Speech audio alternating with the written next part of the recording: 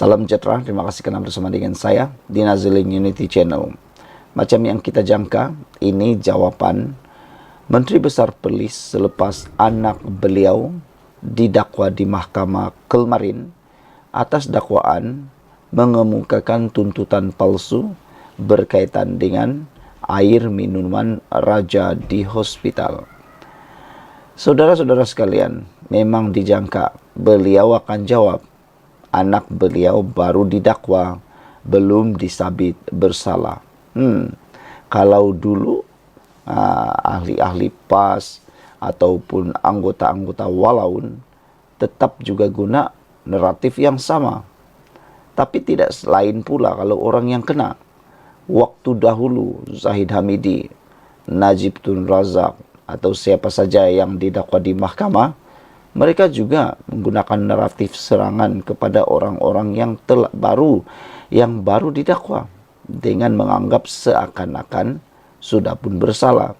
Tapi bila kena batang hidung sendiri, jawaban sama tetap diguna.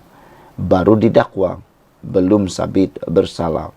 Kalau orang yang kena, lain nadanya.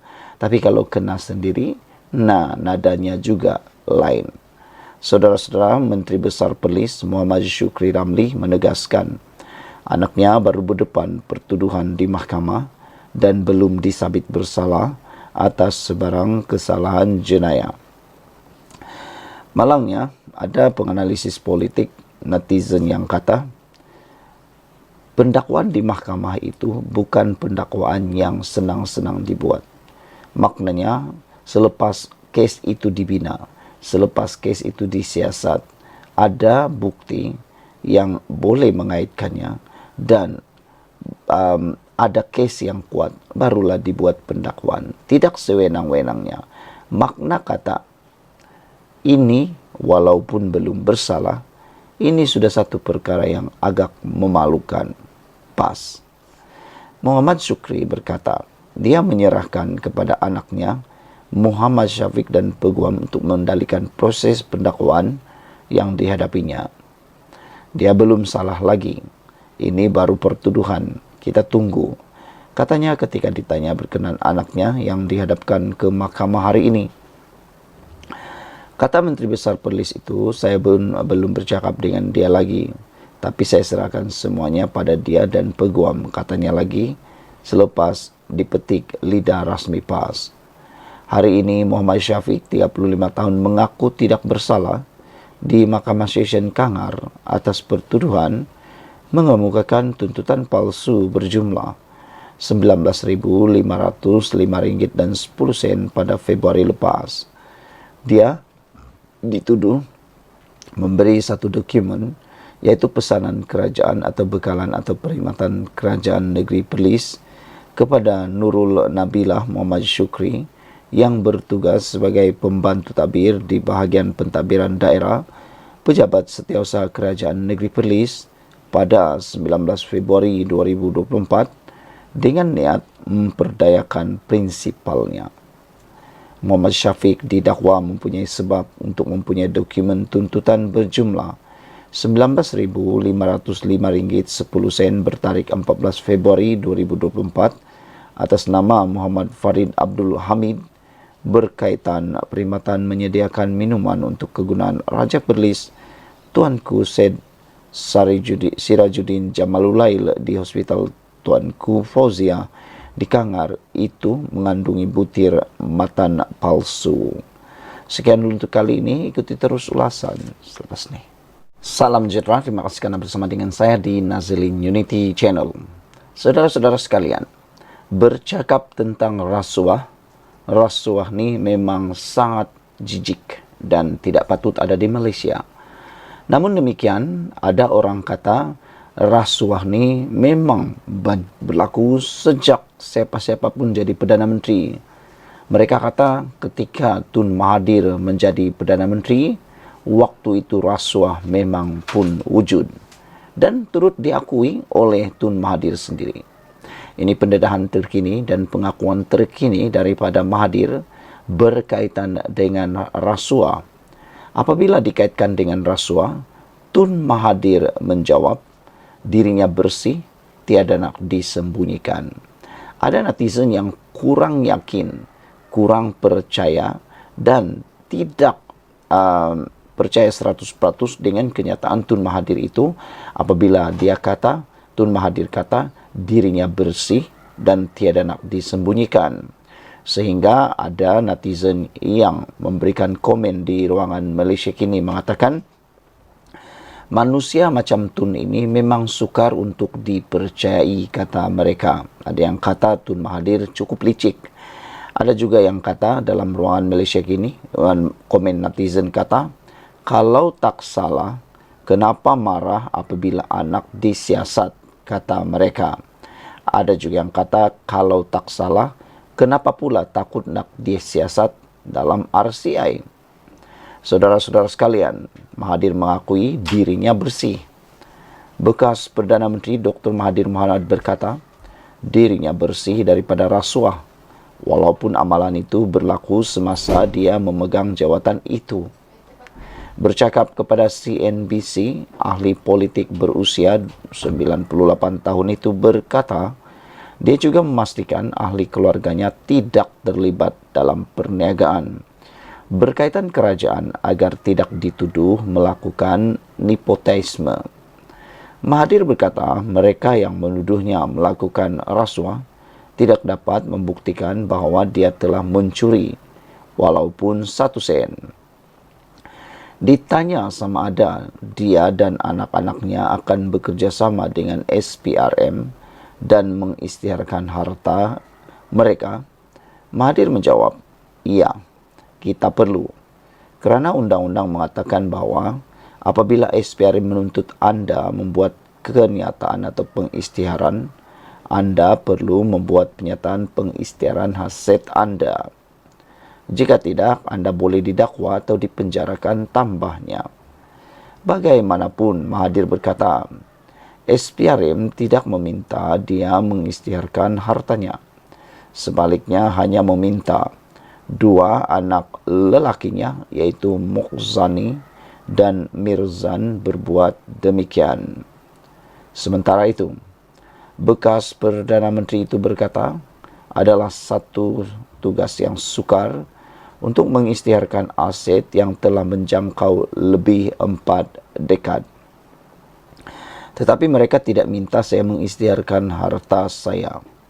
Mereka, yaitu SPRM, kata Mahathir, mereka sedang menyiasat saya. Tetapi siasat itu tidak melibatkan atau menuntut saya mengisytiharkan harta saya, kata Mahathir lagi. Mengenai sama ada dia akan mengisytiharkan hartanya jika diminta berbuat demikian, Mahathir menjawab, ya, mereka SPRM dialu-alukan untuk bertanya, kerana saya tidak mempunyai apa-apa untuk disembunyikan. Bulan lalu, Ketua Pesuruhjaya SPRM Azam Baki mengesahkan bahawa Mahathir sedang disiasat atas dakwaan rasuah. Saya tidak berhasrat untuk memperincikan lagi maklumat lanjut berhubung kes itu tentang apa kesalahan yang dilakukan ke semua mereka. Biarkan SPRM meneruskan siasatan terlebih dahulu, sehingga saya fikirkan satu masa yang sesuai untuk kita nyatakan hasil dapatan kes siasatan berkenan, katanya lagi. Sebelum ini, SPRM telah memberikan notis kepada Mirzan dan Mukhzani untuk mengisytiharkan harta mereka dalam tempoh yang ditetapkan di bawah Seksyen 36 Akta SPRM 2009. Sekian dulu untuk kali ini. Ikuti terus ulasan selepas ini.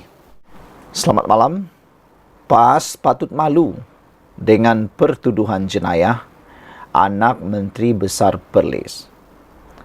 Hari ini kita digemparkan dengan pertuduhan terhadap anak Menteri Besar Perlis yang membabitkan air minuman raja.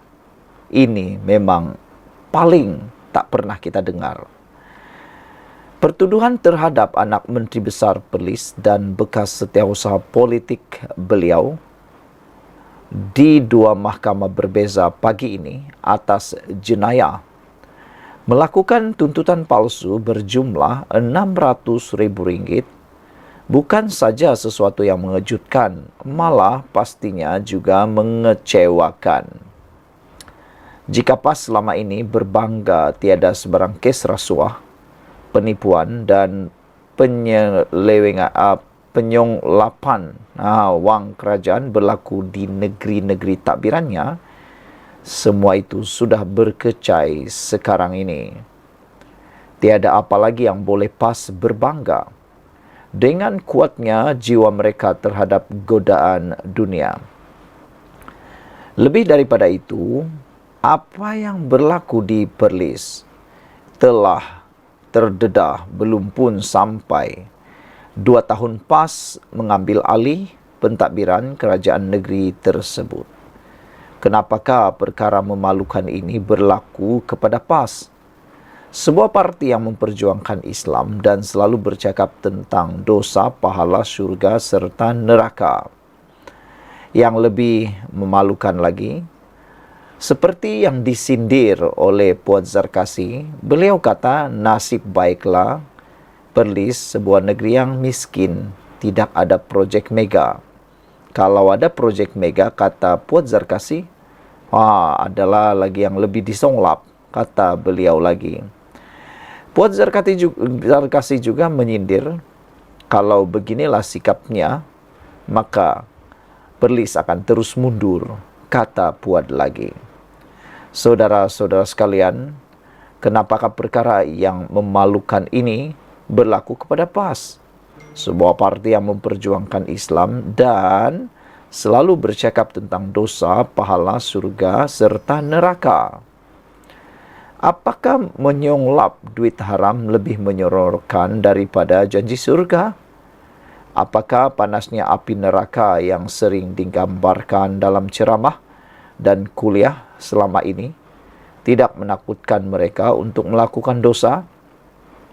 Sepatutnya, sebagai sebuah parti yang memperjuangkan Islam serta sering mengajak rakyat berjuang menjauhi dosa, ahli dan mereka yang berjuang melalui PAS, kalaupun mahu terlibat dengan jenayah rasuah, penipuan dan penyonglapan wang kerajaan, mereka adalah yang terakhir sekali boleh disabitkan dengan kesalahan sedemikian.